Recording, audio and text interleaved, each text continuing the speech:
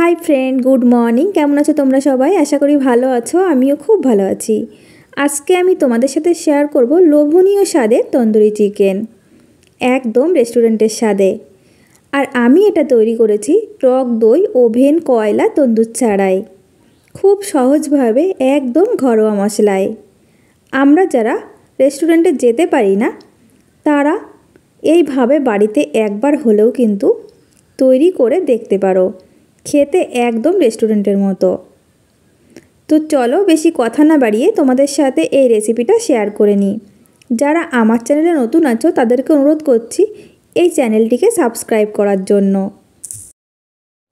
এই রেসিপি তৈরির জন্য আমি এখানে নিয়েছি দুটো লেগ পিস, ভালো করে পরিষ্কার করে ধুয়ে নিয়েছি।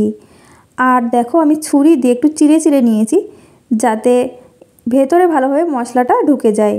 আর একটা ছোট সাইজের, একটা বড় সাইজের আমি নিয়েছি। দিয়ে দিচ্ছি স্বাদ মতো লবণ, আর দিয়ে দেব হাফ চা চামচ গোলমরিচ গুঁড়ো। লঙ্কা গুঁড়ো দিয়ে দেব 1 চা চামচ। এই লঙ্কার পরিমাণটা তোমরা কিন্তু তোমাদের টেস্ট মতো দেবে, আমি একটু কম করেই ইউজ করছি।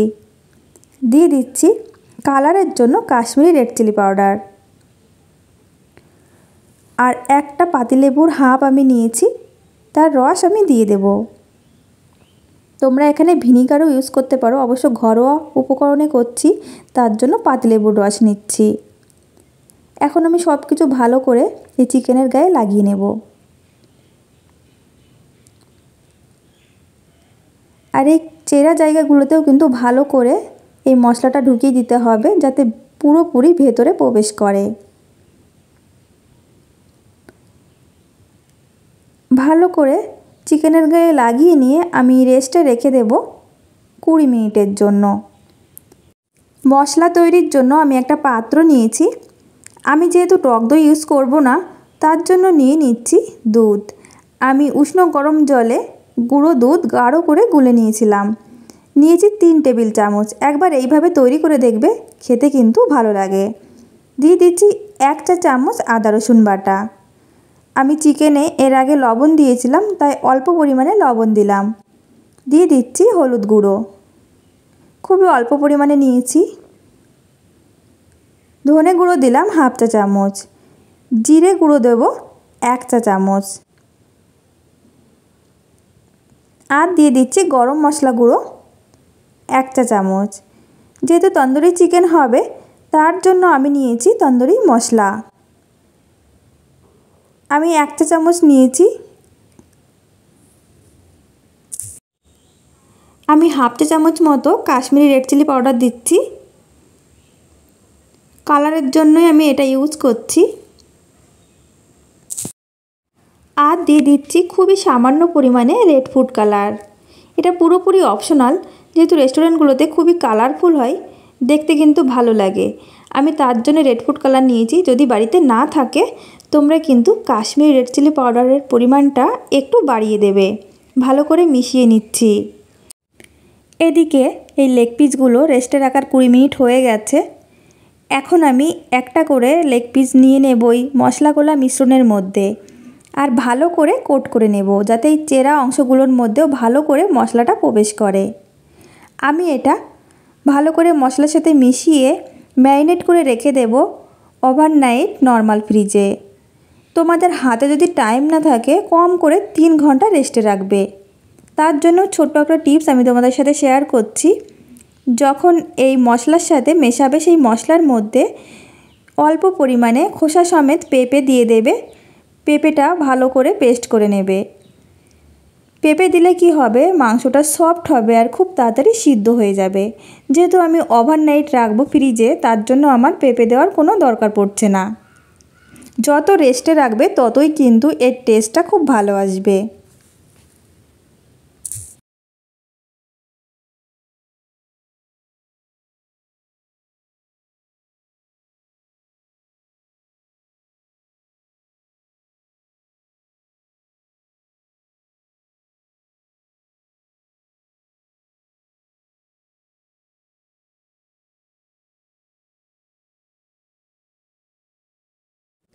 সারা রাত ফ্রিজে রেস্টে রাখার পর আমি এগুলো বের করে নিয়ে এসেছি।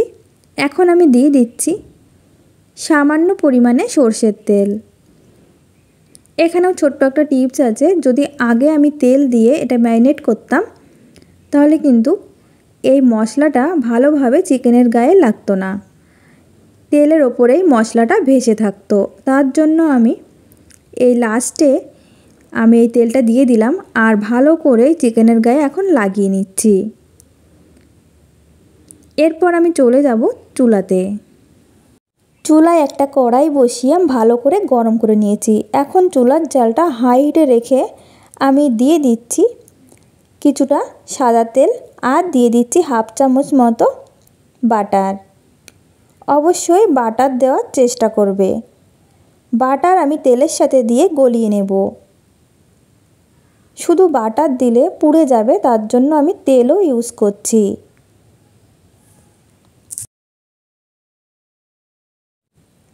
তন্দুরি চিকেনের আসল ফ্লেভার কিন্তু কয়লার ধোয়াতে।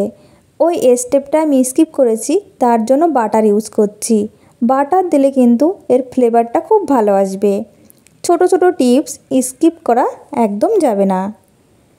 হাই হিটে রেখেই আমি এই চিকেন পিসগুলো দিয়ে দিলাম আর সামান্য পরিমাণ কালার আসা পর্যন্ত আমি অপেক্ষা করব। এখন আমি উল্টে দিচ্ছি। দেখো হালকা পোড়া কালার এসছে। তো অন্য সাইডটাও আমি একই রকমভাবে চুলার জালটা হাই ফ্লেমে রেখে এরকম কালার আসা পর্যন্ত অপেক্ষা করব। ফার্স্টেই যদি এরকম হাই হিটে রেখে এই চিকেনের প্রলেপটা যদি একটু শক্ত করে নেওয়া হয় তাহলে কিন্তু এর ভেতরে যে মশলাটা ঢুকেছে সেই মশলাটা বেরিয়ে যাবে না। এখন আমি চুলার জালটা মিডিয়াম টু লো ফ্লেমের মাঝামাঝি রেখে আমি ঢাকা দিয়ে বেশ কিছুক্ষণ হতে দেব।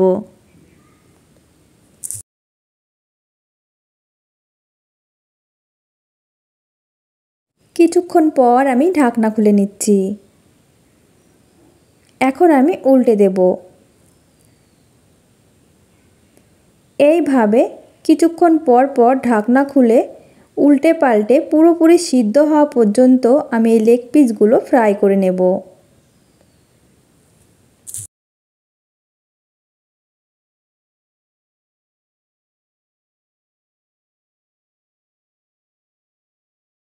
কুড়ি থেকে 25 মিনিট আমি এই চিকেনটা ফ্রাই করে নিয়েছি। খুব সুন্দরভাবে সিদ্ধ হয়ে গেছে আর কালারটা দেখো কতটা সুন্দর এসছে। এটা আর আলাদা করে আগুনে ছ্যাঁকার কোনোই দরকার নেই। একটু পোড়া পোড়াই থাকে তন্দুরি চিকেনটা। একদম পারফেক্ট তন্দুরি চিকেন তৈরি হয়ে গেছে।